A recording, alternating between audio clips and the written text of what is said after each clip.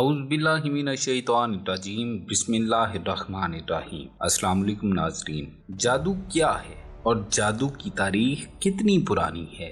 نمرود کے زمانے میں کلدانیوں نے اپنے دارالحکومت بابل میں 6 ایسے عجیب و غریب سحری طلسمات بنائے تھے جن کے کرشماتی کمالات کو سن کر آج بھی انسان حیران اور ششدر ہو کر رہ جاتا ہے۔ ناظرین گرامی، جادو کے حوالے سے یہ ہماری پہلی ویڈیو ہے، اور اگر آپ نے ہماری اس کاوش کو پسند کیا تو انشاءاللہ ہم آپ کے لیے حیران کن واقعات، جادو کی اقسام اور دنیا بھر میں کون کون سی خفیہ تنظیمیں جادو کی وجہ سے جانی جاتی ہیں، انبیاء علیہ السلام کا کس کس طرح کے جادوگروں سے واسطہ پڑا، حیران کن معلومات آپ سے اس سیریز میں شیئر کی جائیں گی۔ ویڈیو میں آگے بڑھنے سے پہلے آپ سے گزارش ہے کہ دلچسپ اور حیرت انگیز معلومات کے حصول کے لیے ہمارے اس چینل کو سبسکرائب کر لیں اور ساتھ لگے بیل آئیکن پر پریس کرنا نہ بھولیے گا۔ تو آئیے بڑھتے ہیں موضوع کی جانب۔ ناظرین گرامی، جادو بذات خود کوئی چیز نہیں ہے، بلکہ شیطانی جنات کی مداخلت کو ہی جادو کہا جاتا ہے۔ جیسے ہمیں جنات نظر نہیں آتے، ایسے ہی جنات کے کام بھی ہم سے پوشیدہ ہیں۔ چنانچہ اگر جادوگر شیطان کے بتائے ہوئے کلمات جنتر منتر پڑھتا یا لکھتا ہے تو شیطان کے چیلے جنات جادوگر کا کچھ کام کر دیتے ہیں۔ چونکہ یہ کام شیطانی جنات کرتے ہیں اور جنات ہم سے پوشیدہ ہیں، لہٰذا وقوع پذیر ہونے والی بات کا سبب بھی ہم سے پوشیدہ ہوتا ہے اور ہم اسے جادو سے تعبیر کرتے ہیں۔ ناظرین گرامی، تاریخ میں جادو کا تذکرہ حضرت ابراہیم علیہ السلام کے دور میں بھی ملتا ہے۔ یہ دور حضرت موسیٰ علیہ السلام اور حضرت سلیمان علیہ السلام سے سینکڑوں سال پہلے کا دور ہے۔ حیرت انگیز طور پر ہم دیکھتے ہیں کہ حضرت ابراہیم علیہ السلام کا دور جادو کا نہایت ہی اعلیٰ اور ترقی یافتہ دور شمار ہوتا ہے۔ آپ کے دور میں جادوگر نہ صرف اپنے وقت کے بلکہ انسانی تاریخ کے نہایت بلند رتبہ اصحاب فن شمار ہوتے ہیں، اور ظاہر ہے کسی بھی فن کو کمال اور عروج تک پہنچانے کے لیے صدیوں کا سفر درکار ہوتا ہے، اور کئی نسلوں کی عمریں اس فن میں مہارت پیدا کرنے اور اسے بام عروج تک پہنچانے میں کام آ جاتی ہیں۔ ناظرین گرامی، بابل کے کلدانیوں نے نہ صرف سحر و جادو میں بہت کمال حاصل کر لیا تھا، بلکہ جادوئی تصورات کو عوامی عقیدہ بنانے میں بھی وہ کامیاب ہو چکے تھے۔ کلدانی تہذیب نہ صرف جادو کی دلدادہ اور اس میں یکتائے روزگار تھی، بلکہ اس کی تہذیبی اٹھان اور اجتماعی فکر و نظر پر بھی سحری تصورات کی چھاپ واضح نظر آتی ہے۔ چنانچہ کلدانیوں کا یہ عقیدہ تھا کہ انسانی زندگی میں کامیابی و ناکامی، پریشانی و خوشحالی، تنگ دستی و تونگری، صحت و بیماری، ترقی و تنزل اور عزت و ذلت کے حالات بدلنے میں ستاروں کا گہرا عمل دخل ہے۔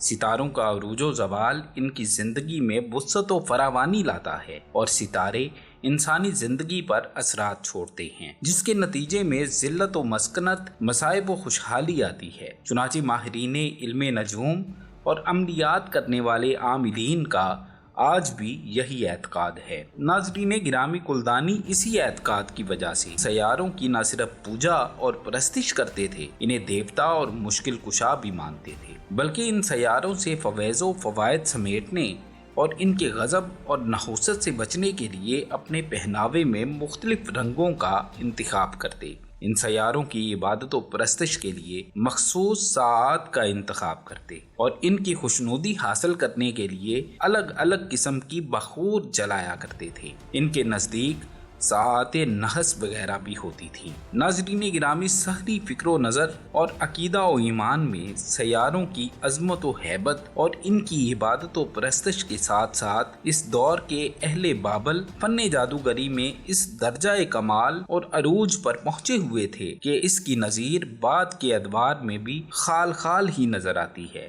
نمرود کے زمانے میں کلدانیوں نے اپنے دارالحکومت بابل میں 6 ایسے عجیب و غریب سحری طلسمات بنائے تھے جن کے کرشماتی کمالات کو سن کر آج بھی انسان ششدر رہ جاتا ہے۔ नाजरीन गिरामी, नमरूदी साहरों ने तांबे की एक ऐसी बतख तैयार की थी कि जो ही शहर में कोई चोर या मुजरिम शख्स दाखिल होता तो वो बतख एक मखसूस आवाज निकालती थी जिससे इस चोर को पकड़ लिया जाता था। दूसरे नंबर पर इस दौर के जादूगरों ने एक ऐसा नकारा भी ईजाद किया था कि किसी आदमी की अगर कोई चीज गुम हो जाती तो वो आकर इस नकारे पर चोट मारता। नकारे से बाकायदा एक आवाज आती थी, तुम्हारी गुमशुदा चीज फलां जगह पर है। नंबर 3 पर गुमशुदा अशिया के लिए तो नकारा बनाया गया था। गुमशुदा इंसानों या लापता इंसानों की तलाशो दरियाफ्त के लिए कुलदानियों ने एक आईना तैयार किया था। जब किसी के घर का कोई फर्द गुम हो जाता तो वो इस आईने के सामने आता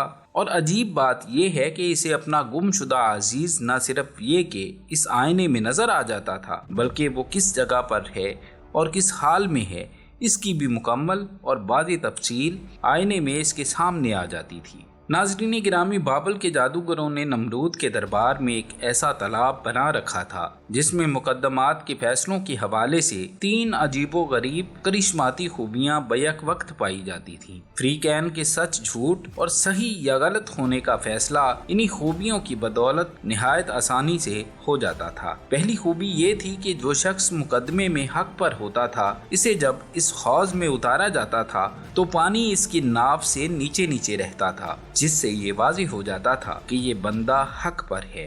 दूसरी खूबी ये थी कि इसी हौज में जब झूठा और मुजरिम शख्स उतरता तो पानी इसके सर से भी ऊंचा हो जाता, जिससे वो डूबने लग जाता। इसी तरह ये मालूम और मुतय्यन हो जाता था कि इस मुकदमा में ये शख्स नाहक और झूठ पर है। और तीसरी दिलचस्प खूबी ये थी कि अगर मुजरिम शख्स अपनी गलती और दूसरे फरीक के हक पर होने का एतराफ़ कर लेता तो पानी नीचे हो जाता और इसे गर्क नहीं करता था। नाज़रीन गिरामी, नमरूदी दरबार में ऐसा तालाब अयाशी के लिए बनाया गया था जो इंसानी तारीख का निहायत हैरान कुन तालाब था। साल का एक खास दिन था जिस दिन उमराए सल्तनत, मुअज़्ज़ज़ीनो रूसाए शहर अपने अपने घरों से अपनी अपनी पसंद के मशरूबात देकर इस हौज के किनारे पिकनिक और रंग रलियां मनाने इकट्ठे होते थे और हर शख्स अपना मशरूब इस हौज में डाल देता था। इसी तरह शहर भर से आने वाले मेहमानों के तरह तरह के मशरूबात इस हौज में मिक्स हो जाते थे। लेकिन हैरान कुन बात यह है कि दौरान जश्न जब ये लोग इस हौज में से मशरूब पीने के लिए बर्तन डालते तो हर शख्स के बर्तन में सिर्फ वही मशरूब आता था जो खुद इसने इस हौज में डाला होता था। नाजरीन, 6 नंबर पर जो तिलिस्म आता है वो ये है कि आपने सायादार दरख्त जिंदगी में सैकड़ों बार देखे होंगे। जितना किसी दरख्त का हुजम होता है इसी के हिसाब से इसका साया छोटा या बड़ा होता है। लेकिन कुलदानी जादूगरों ने अपने बादशाह नमरूद के दरबारियों और मुलाकातियों की सहूलत के लिए जो सहरी दरख्त बनाया था, इसकी करिश्माती खुसूसियात को जानकर आपको पसीना आ जाएगा। कुलदानी साहरों ने नमरूद के दरबार में